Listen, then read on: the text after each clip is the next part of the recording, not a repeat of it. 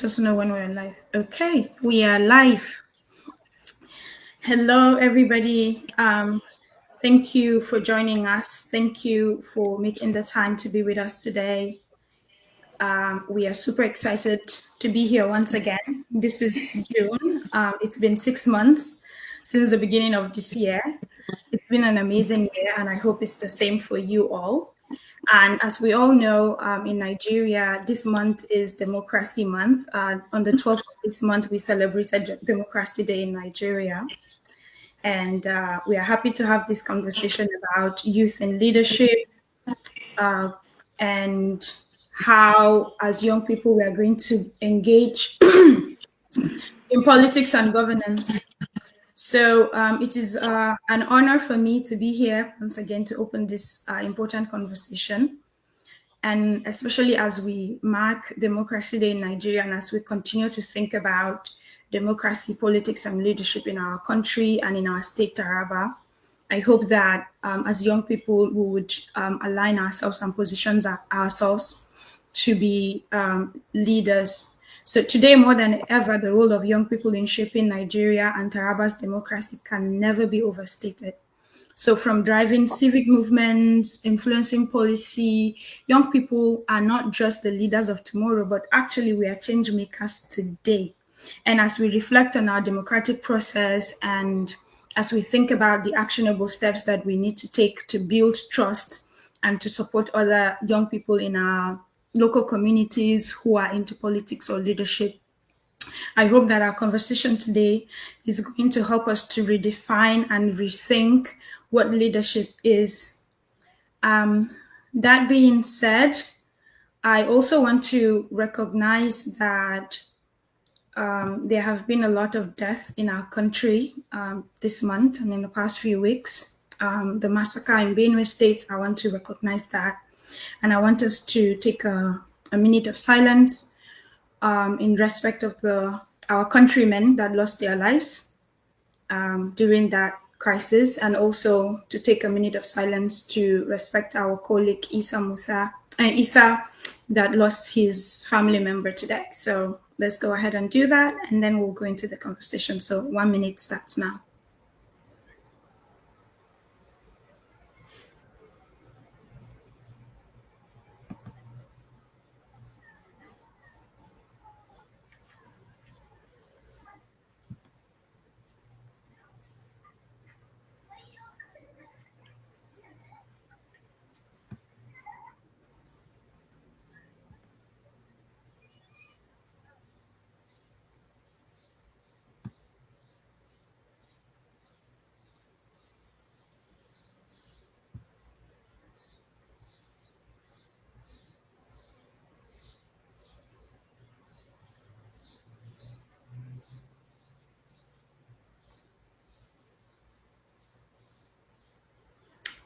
Okay, thank you once again. Thank you, our audience, for joining us. If you joined while we were very quiet, we were having a 1 minute of silence to respect our countrymen that lost their lives in Benue. And I am happy to get into the conversation today. And before we go into introduce our guest today, if you notice, our guest Isa is not here, and our colleague Hassana is not here as well. Live is happening, and they were unable to join us today, but we're happy to have Wanderimam and Prisca with us. I would want Onoja to give us a brief recap of last month before we go into introduce our guests for today. Over to you, Onoja. All right, thank you very much, and Deborah. I believe everyone can hear me. So last month we spoke about ethical implication. That is, we actually focus on the nitty-gritty around education and how it influences our society, the positive and negative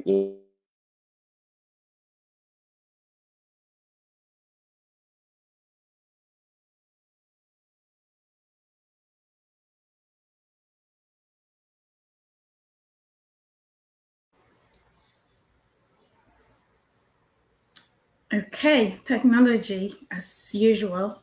We have lost Onoja for a minute. When he gets back, I will let him continue his chain of thought. But let's get into introductions. Prisca, would you like to briefly introduce yourself? After that, we'll have Wanderimam briefly introduce himself. You're muted, so please unmute first. Thank you. Good afternoon, everybody. Good morning if it's morning where you are, and good evening if it's evening where you are. I am Prisca Manaseh. I am a lawyer and an entrepreneur. I'm from Jalingo local government of Taraba State. Officially I'm from Jalingo local government of Taraba State. So let's go with that. I've worn many hats over the years. I've run different businesses, and I am currently still trying to find my uncle. But these days, I'm interested in strategic communications and business. I believe that proper communication of ambition, of policies in our society will lead to people buying into governance and politics. People would buy into the ideas and the ideologies of our leaders if they are able to strategically communicate what it is that they have intention for us. It will lead to national unity, it will lead to better security because people feel like things are for them and not just done to them. So yes, I am back in school. I'm studying business administration. I am focusing on macroeconomics and strategic communications. Thank you. Thank you, Prisca, for that wonderful introduction. Wanderimam, can you please introduce yourself? All right. Good afternoon or good morning, good evening, depending on the time you're listening to this program. My name is Comrade Wanderimam. I'm the State Chairman, Nigeria Association of the Blind, Taraba State Chapter. I'm a comrade, a young politician in the field, and at the same time, I'm a stand-up comedian, popularly known as MC Wandi the Blind. I believe in politics. I believe in inclusivity. I believe in what people will do the society as a younger generation together to make the society a better place for everyone.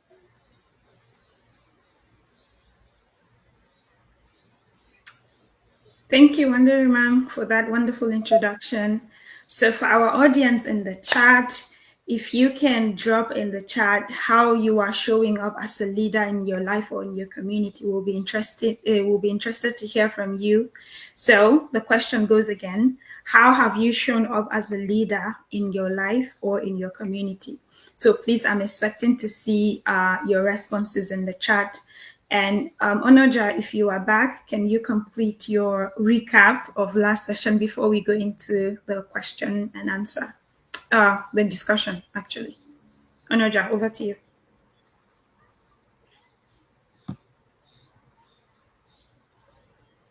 You're muted, Onoja, in case you're speaking, because I can't see you. So,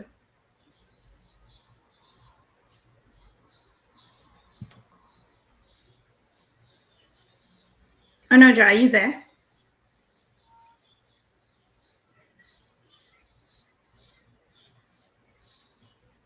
You're saying something.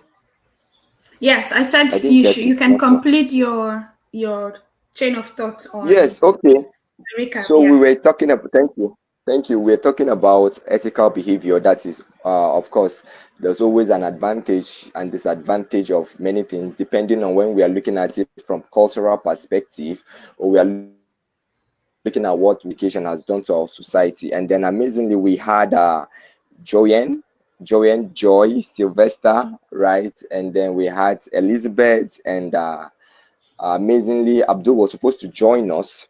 So we look at the implications of education and how it has affected our society, and how we are also contributing our own way to see that the ideas of being educated, our being sound is not really disappearing from our society. And then one area we say we were contributing from Image Taraba is the book club we are having, which we look forward to the fact that it will grow very big and it will take shape. For now, we have had series of book reviews. This month we are considering social justice, and then we are considering one book between me and you, between I and me, by the author's name is like a Chinese name. So he's actually on our platform, so you can get it there. So is this broadcast today is more like a continuation of what we started last month. Thank you very much. Thank you, Onoja. So for our guests, for our audience, please remember to put your questions in the chat and we will get to them during the Q&A. So let's delve into the discussion. And this question goes to, I'll start with Prisca before I come back to you, Wanderimam. In your opinion, who do you think a leader is and what makes them to stand out both in governance and politics?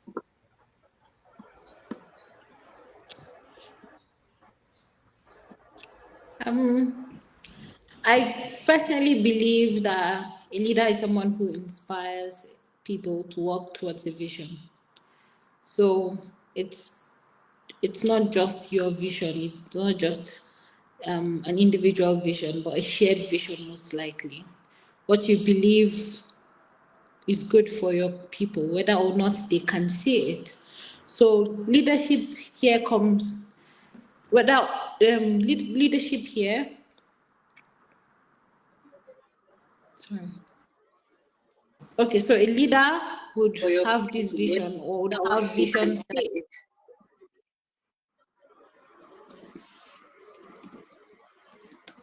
I'm getting feedback, so I don't know. I thought someone was speaking. Can you hear me? Yes, I can hear you. Please go ahead. Oh, okay. So an example of a leader with a vision would be Mohammed bin Salman. I think that's his name. That's the current leader of Dubai. The vision that he had, that he is carrying out and executing for Dubai, is not a vision that he had for himself. If you read this book, you'd find out that the vision for Dubai was a vision his father had. That's his late father, who was leader of Dubai and vice president of the United Arab Emirates before him, had for him for Dubai. He thought that if he could enrich his people and bring about economic growth, then there would just be more for him and for his people. So that vision was what built the current Dubai as we know it. He had a vision that, okay, at some point, this wealth that we're going to get, that we're getting from the oil, is going to finish. What do we do? What do we have? Now, Dubai is a place with very limited resources. The only thing they had going on for them was their oil.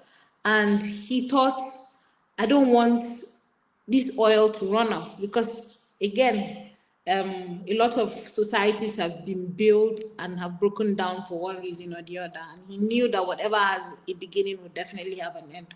So his vision for Dubai was a vision for prosperity. He wanted things, he wanted people to come, and he thought tourism is a great way to get people to come. But what are people coming to see? There's nothing to see.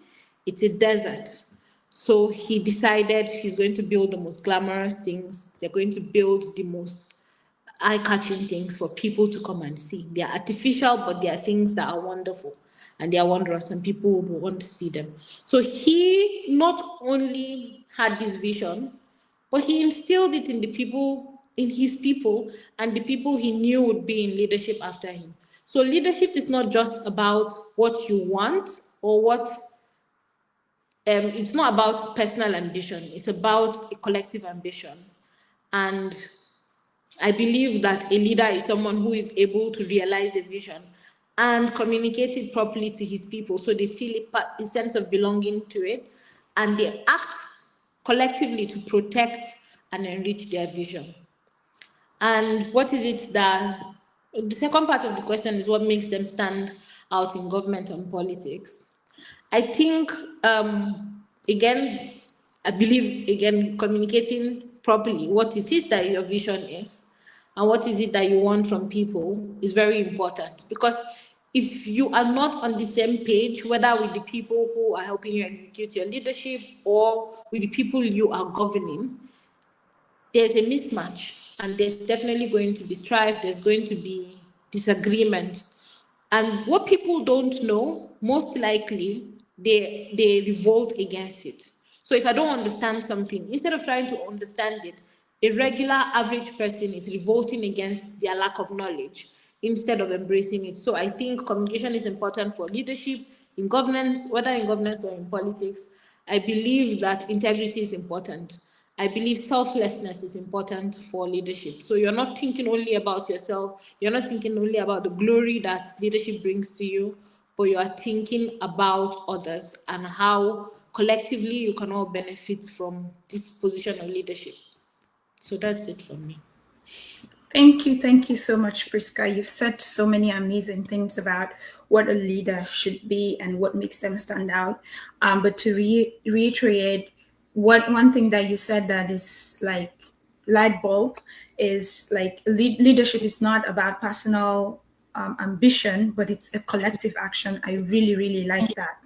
I would read this comment in the chat before we move to you, Wanderimam. And this comment is by Emmanuel Grace. Thank you, Grace Emmanuel, for sharing your thoughts. She said, I believe that being a leader doesn't have to start from being placed in a position, whether big or small, to head a particular community. But being a leader starts from the little positive changes you bring to people's lives that show positive growth to the society as a whole. That is great. Thank you so much, Grace, for sharing that. Absolutely, leadership does not necessarily mean a big position, but whoever you are, wherever you are, you can show the attributes of being a leader. So let's move to Wanderimam. What are your thoughts about this question? Who is a leader and what makes them stand out in governance and politics? Over to you. Thank you.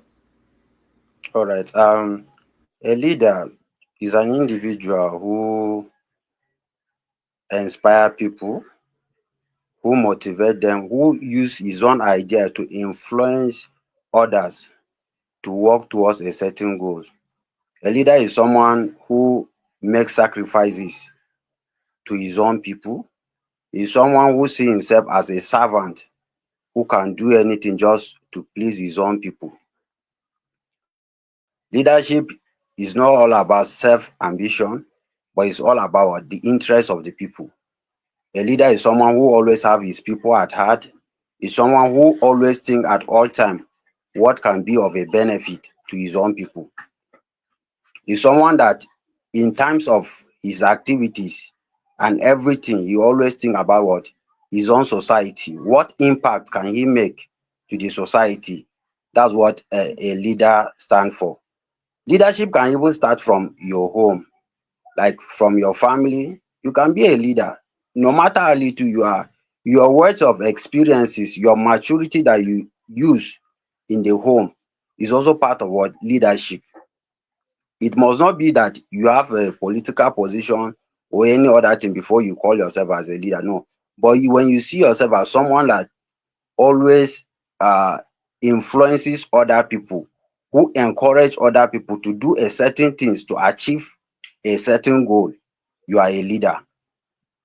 Then in politics and governance, what make a leader to stand out different in politics and governance is that a leader is someone that have vision. You must have vision. You must be intellectually sound as a leader. You must be skillful. Your skills also contribute in politics and governance. Then how effective you make changes in your decision. What are those decisions you make as a leader? Those are some of the things that what it make you stand out difference in what politics and governance as a leader. How do you communicate with your people? Are you a hot temper person? As a leader, you must be always what? Be at peace with your people. Be someone that is loving, caring. No matter how tough or things may be, you always smile. No matter how maybe things get tough along the line, you just look at it and remember what? You are there to serve. And a servant is always what? Obedient, despite the fact that you are the leader, but you always what? Serve. Let us not go far. Even within our state, in Taraba, we have leaders that if you look at them, you know that these people are leaders, people that are ready to what? serve the people. People are ready to even make sacrifices to ensure that Taraba move forward. So in terms of leadership, leaders must always learn to what? Serve their own people. As a servant, you're always a servant. And a servant, you must always obey your masters. So a leader is someone that make positive decision. And in terms of intellectual ability, you must be intellectually sound as a leader, because there are some places that you have to use your what? Intellect to make sure that some decision you doesn't make mistake in them. So you must be someone that think very fast in terms of contribution and other decision making as a leader. So a leader to me is someone who always have vision and see things afar before even the thing come. Thank you. Thank you so much, Wanderimam. Such amazing thoughts and insights. A leader must be a visionary. A leader must always remember that he is in service of the community. I really like how both you and Prisca approach this definition of what a leader is, right? There is so much more that goes into it beyond just the position. Like, you have to be loving. Wanderimam said you have to be caring. You have to be of service. It's not about you as an individual. So I really like those points. And Mani Salah Kefers in the chat said, leadership is deeply entwined with the journey of self-discovery and self-motivation. Well, great that we just recently completed our book review on self-discovery. And she says, as individuals, we must first understand and motivate ourselves before we can effectively inspire and lead others. That goes back to the point that Wanderimam was saying earlier. As a leader, you also have to be intellectually competent, right? If you find yourself in a position of leadership, whatever position that is, whether in your home, like someone mentioned, or in your community, in your church, in the mosque, wherever it is, right? You should try to be intellectually competent so that you can carry out your role effectively. Now, before we move to the next question, Emmanuel Grace also said, a leader is one who sees solutions when there is a problem and is ready and willing to provide the solution at all costs. There are lots of things that make one fit for leadership, but here are a few points. Okay. Healthy selflessness, sound mind, emotionally intelligent, visionary, must have a sense of equity and empathy, must be disciplined and committed. Above all, must be one who is ready to carry his people along. Wow, these are amazing points. Thank you, everyone, for engaging in this conversation. So moving on to the next discussion, and this question goes to you, Wanderimam. I like that you mentioned some leaders in Taraba who are doing amazing work. Now, as a young politician and as a young leader in Taraba and in Nigeria, do you know if other young people like yourself, like ourselves, are taking up the mandate in politics? Like, I'm curious to know if you are in company of other young people who are trying to take up leadership positions. And the second part of that question is, how can other young people support these leaders who are interested in going into governance and politics in Taraba State and also in Nigeria as a whole? All right. In terms of young people taking leadership in Taraba State, we have seen a lot of younger people who are even today in leadership. Talking about the commissioners, even most of the commissioners we have in Taraba State, these are young people that have been choosing and they are serving, doing well in terms of their politics. Now, talking about there's a particular one which when he was given the position as a young person, what did he do?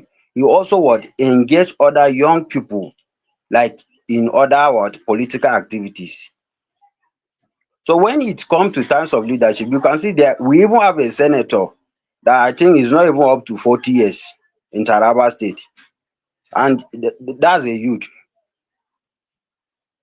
So we see in the aspect whereby the younger people play vital roles in politics. We have members of assemblies that are young people. we have commissioners, we have political advisors, which what these are young people that what can contribute positively what in terms of politics. During the time of Reverend Jolie T. Nyamin, you can see numbers of youth that what engage in politics, and that is what the present administration, which is His Excellency Dr. Abu Kefas, also what is also doing, bringing the youth what to politics, giving them what power to ensure what the youth take over leadership. And that's why you see today a lot of youth are engaging into what politics. And as a youth, how can we also contribute to uh political participation of the youth? We can use the social media by what advocating for them, creating awareness about what youth in politics. We must always what support the youth in politics. If we do not support ourselves, who then will support us as a youth? You must come out and what speak for your fellow youth through the social media. You can even do what engage people in community discussion about youth in politics. Do other seminars in your what community, in your own locality, to ensure that youth are engaged into what politics as part of creating awareness in what politics of youth. So we must try to ensure awareness creation of youth in politics as young people in the state. Thank you. Thank you, Wanderimam. I am glad to hear that more young people are picking up interest in leadership and joining politics and governance in Taraba and also in the country. I am glad that you mentioned some senators are also young people. I remember last year I was at the UNGA in New York, and there was, I think it was a minister from Namibia, and she was 26 years old. She was a minister of her country at 26. So I want to put this out as a challenge to all young people. You're not too young to lead. Okay, if you are interested in politics, if you're interested in governance, please take up the mandate, right? And also other young people, be out there supporting each other. Like Wanderimam mentioned, we can use social media. We can go out and vote, okay? If your fellow colleague is trying to get a position wherever it is, you can go out and vote. I think one of the challenges of our generation is young people don't want to engage in civic engagement, whether it's conversations about politics or whether it's voting. Okay, because we always say, oh, politics is dirty or politics needs money and all of that. But the thing is, if we don't engage, if we don't show up, right, how do we expect things to change, things that we don't like to change? Unless our voices are heard, we will not see any difference. So thank you, Wanderimam, for that wonderful contribution. And I will read this comment in the chat by Regent Top Nathan Joseph. She said, a leader is someone who guides, inspires, and influences others to work towards a common goal or vision. They can motivate and inspire others to follow their lead. This character makes him stand out. Thank you, Regent Top. And Manny said, I am a he, not a she. Okay, Manny sounds like a female, so my apologies for that. Thank you, everybody, for engaging. We will go into the next conversation. This question is for you, Prisca. How can youth intentionally engage in civic discourse and action within their community? So this question is a follow-up from the previous conversation, to the previous question that Wanderimam answered, right? I envision seeing young people really engaging in civic discourse, which is one of the reasons why we have this platform, but also taking action. What are the ways that you think that young people can engage in civic discourse and also take action in their communities? And if you are our audience, please drop your response to this question in the chat. I'm curious to learn what your thoughts are. Prisca, over to you. Thank you very much for that question. So I personally believe that we cannot all be leaders. Somebody has to be led. And leadership, as we see it, is not just the offices, it's not just the political offices, it's people who lead the social discourses, people who try to educate others on what it is leadership is about, and people who go out of their way, who are social entrepreneurs, and they hold leadership accountable. That is a form of leadership. That's a form of politics that we can all participate in. There's no glory in it, there's no money in it, but it is something that we can all do. And we don't actually have to win a political office. Like, we don't have to be commissioner for education, we don't have to do this and that. I feel like, I believe a way we can, okay, so we are having this discussion, right? A lot of us that are participating in these discussions, first of all, understand English language. And most of us can write the English language. That makes us, I don't know the exact percentage, but I'm guessing maybe 20% of the population in Nigeria. A lot of people who are being governed, and a lot of people who are in communities, especially in our states, are not actually educated people. Now, you can come on and have a discussion with them, telling them what is good for them and what is not.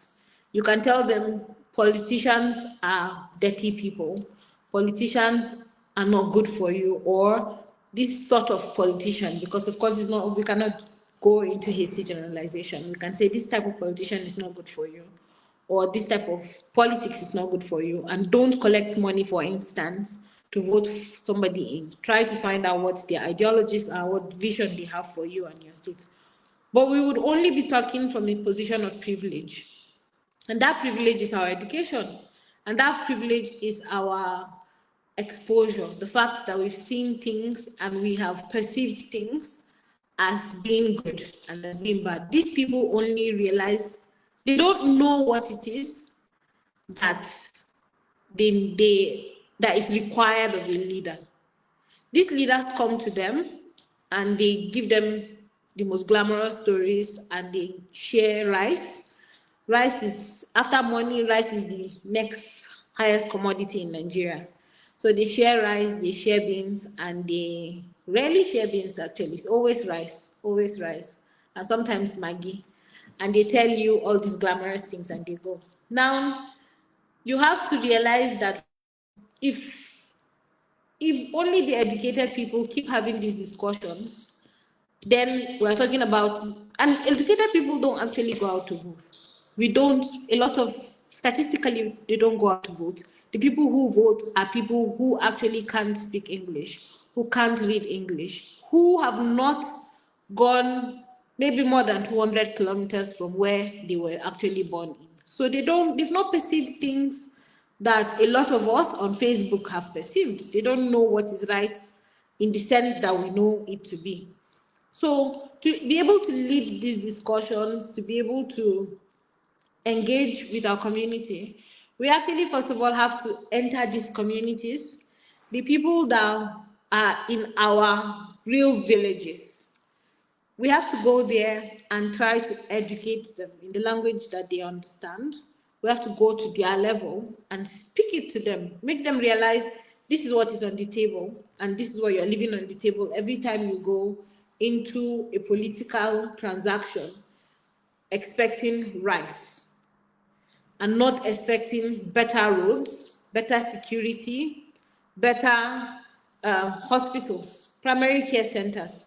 You're not expecting all of those things. You collect this rice, and these people, you don't even see them till the next election cycle.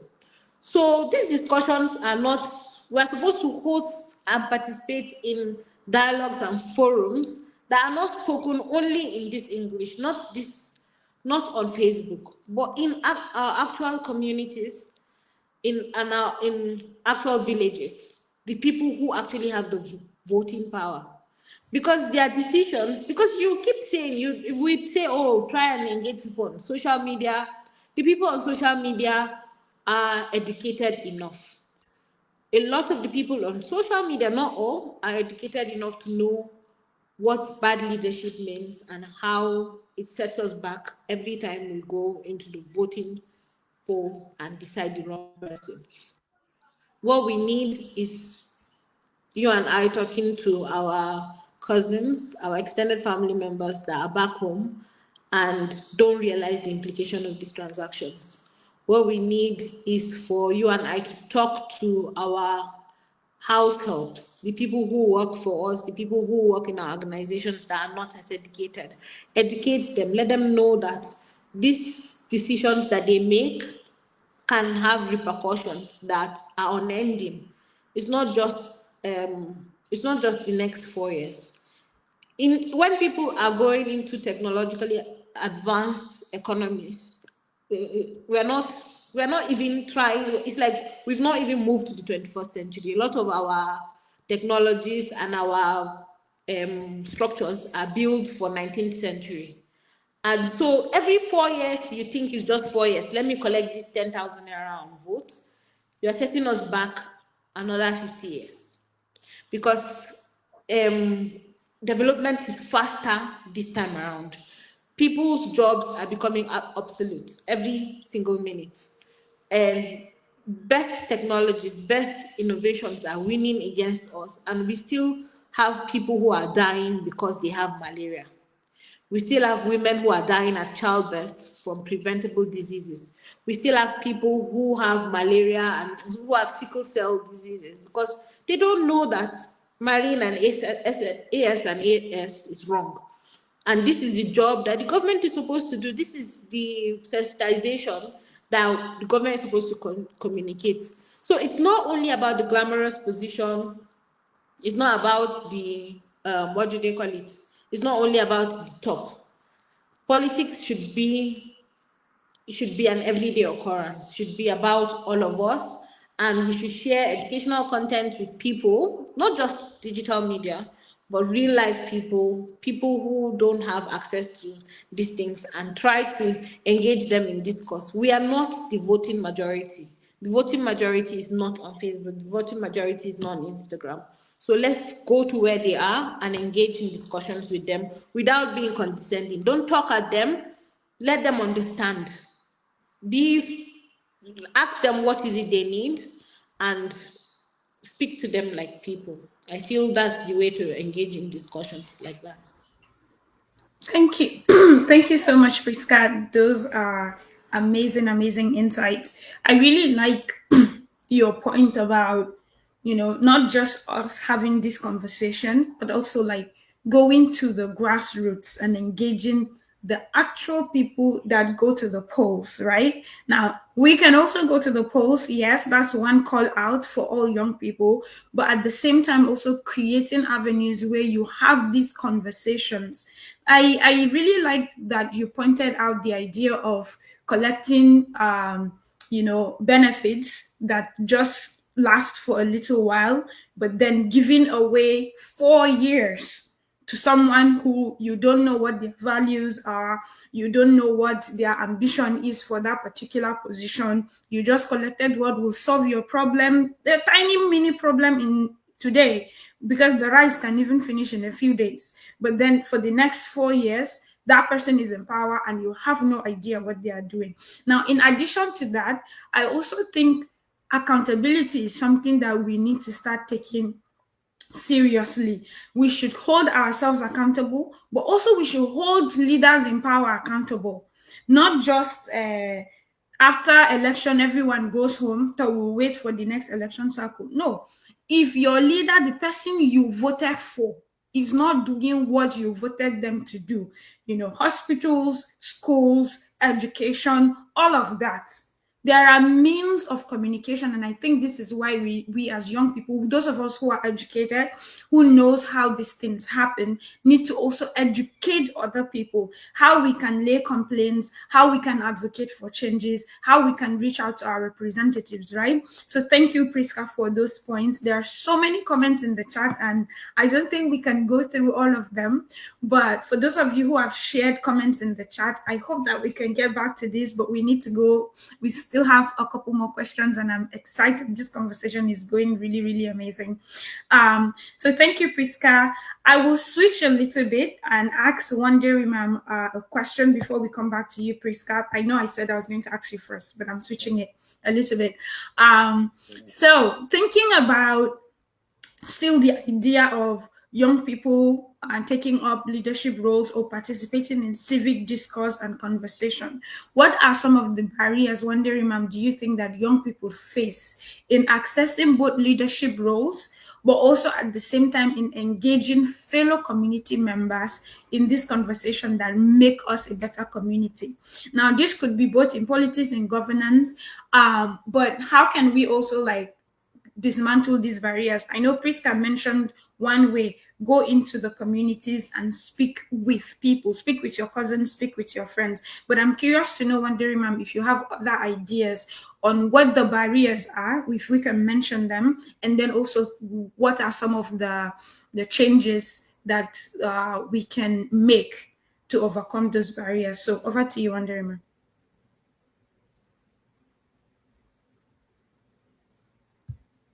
You are muted, and I'm trying to unmute you.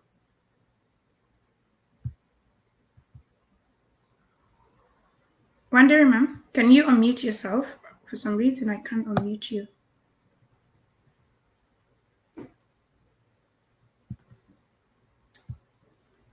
Okay, while we are trying to solve the muting and unmuting issue with Wanderimam, Prisca, I would ask you your initial question.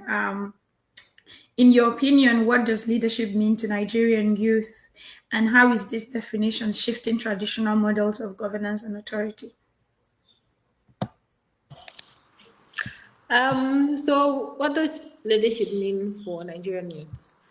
I want to be very optimistic and say that it doesn't mean the big offices, the SUVs that come with those positions, but I can't be. Currently, what leadership means for Nigerian youths, the majority of Nigerian youths, is political office. And again, a lot of these political offices, especially the juicy ones, are being occupied by older people who like to call themselves youth. I don't even understand how a 40-something-year-old person is still calling themselves youth when people in their 20s and 30s are still there. But let us assume they are part of the youth, and 40-year-olds are youth too. But a lot of these people are not giving way. When Yakubu Gowon became president of Nigeria, I think he was 32 years old. And his mates are still president of Nigeria today. So a lot of these things have become personal ambitions. They've become, it is, our president said, Emilok, I think it means it is my turn. He has waited long enough and it is his turn. So, of course, Nigerian youths, what leadership means for Nigerian youths now is we are patiently waiting for our turn too. And when it becomes our turn, we are going to loot. This is an exact retelling of what a regular Nigerian person has said. That when it's my turn, I'm going to save. I'm going